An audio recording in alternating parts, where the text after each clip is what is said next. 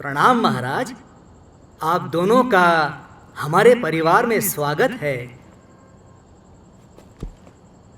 Hello hello hello check, hello 1 2 3। जानना चाहते हैं क्या आपके आश्रम का कोई ट्रायल मेंबरशिप पैकेज है? उसको जानने के बाद ही हम ज्वाइन करेंगे। आप समझ रहे हैं ना?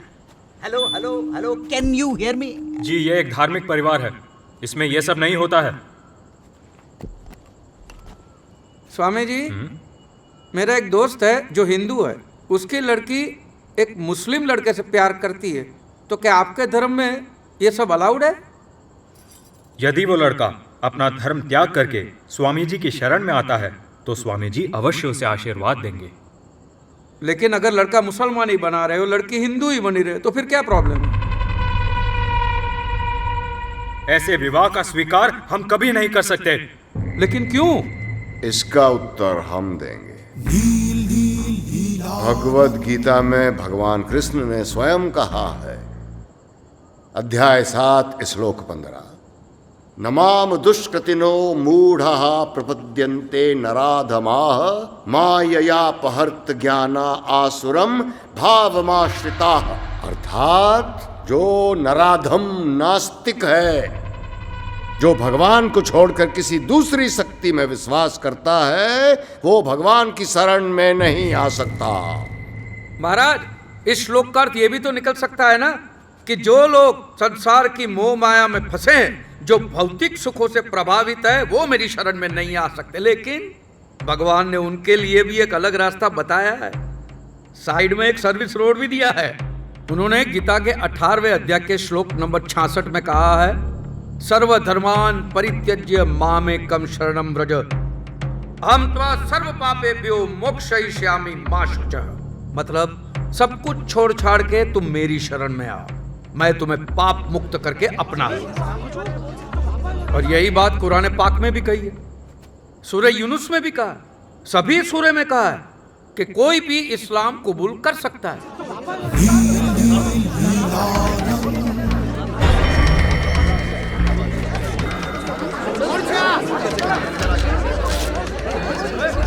कौन है ये ढोंगी?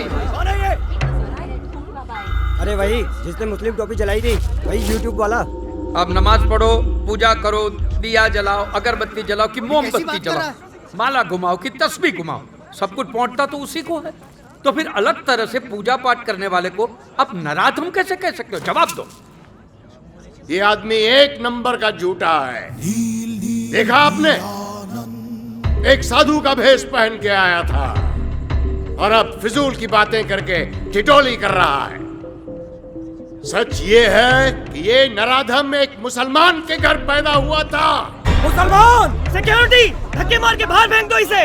बोलो धर्मपाल, ये झूठ है? हाँ, मैं कबूल करता हूँ कि एक मुसलमान माँ ने मुझे जन्म दिया, लेकिन एक हिंदू माँ ने मुझे पाल पोस के बड़ा किया है। तो इसका फैसला कैसे करोगे कि मैं हिंदू हूँ कि मुसलमान हूँ? पीके आया लगता है कौन ये आदमी? इसकी हिम्मत कैसे हुई आने तुम की? कहना क्या चाहते हो?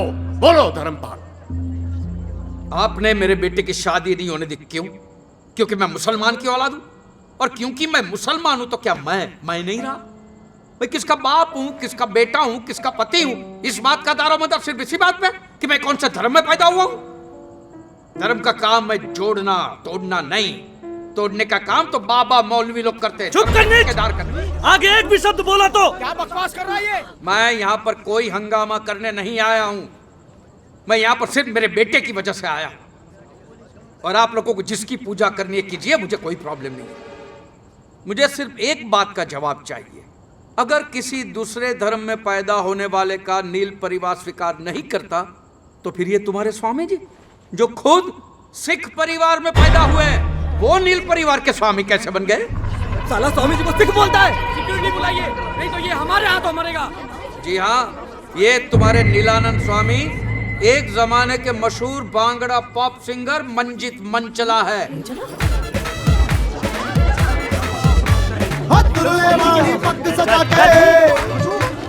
नाल जलंधरी ढोल जाके जटाटवी कलज्जल प्रवाह पावित स्थले गले वलंब लंबितां भुजंग तुंग। मंजित मंचल और नीलानंद स्वामी एक ही आदमी है, दोनों की आवाज भी एक है। अब जांच कराइए, सारी पोल खुल जाएगी। भुजंग तुंग मालिकां टमट टमट टमट मन्निनाद वट्ट और एक मरवयं बात, चकार आंखें, मंचला और नीलानंद की आंखें भी एक जैसी है। जब वो एक्साइट हो जाते हैं उनकी आंखें फड़फड़ाती है। और देखिए मंचला की आंखें कैसे फड़फड़ाती है। इस बीमारी को ब्लेफारोस्पाज्म कहते हैं, जो लाखों में किसी एक को होती है। अपने बाल कटवा के, दाढ़ी मुंडवा के आप लोगों की आंखों में धूल तो झोंक सकते हो स्वामी जी, लेकिन अपनी आवाज का क्या करोगे? फड़फड़ाती हुई आंख का क्या करोगे? और ये नीलानंद स्वामी के कारनामों की लिस्ट तो बहुत लंबी है। हवाला कांड, कबूतरबाजी, गोली लड़कियों पे अत्याचार, एक से एक कारनामे हैं इनके। एक मनी का हवाला कांड किया इसने, ये तो सच बोल रहा है। इसने तो लड़कियों को प्रेग्नेंट किया है। अरे इतने सारे सबूत।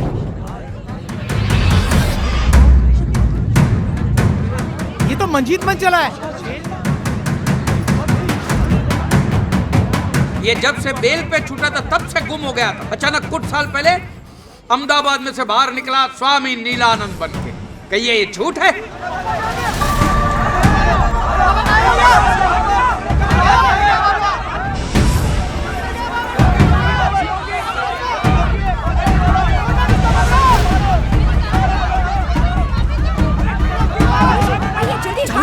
साला कायर भाग गया। बाबा ने हमें ठगा है।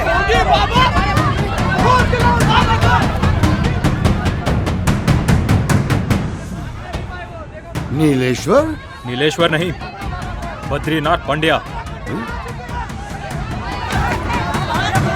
सुनिए, मेरी बात सुनिए। मैं यहाँ पर किसी को भी भड़काने नहीं आया हूँ, और ना ही मैं ये साबित करने आया हूँ कि स्वामी जी हिंदू नहीं है और मैं मुसलमान नहीं हूँ। मैं यहाँ पे आया हूँ सिर्फ मेरे परिवार को घर वापस ले जाने, बस। मेरे परिवार की सुख शांति मेरा सच्चा धर्म है।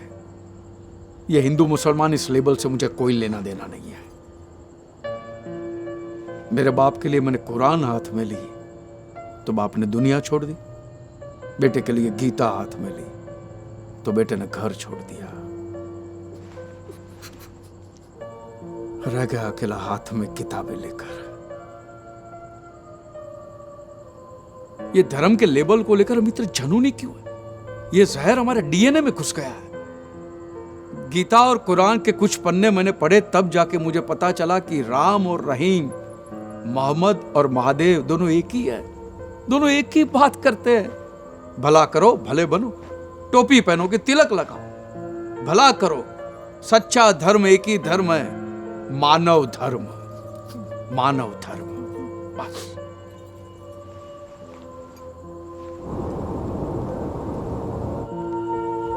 मिस्ड यू पापा।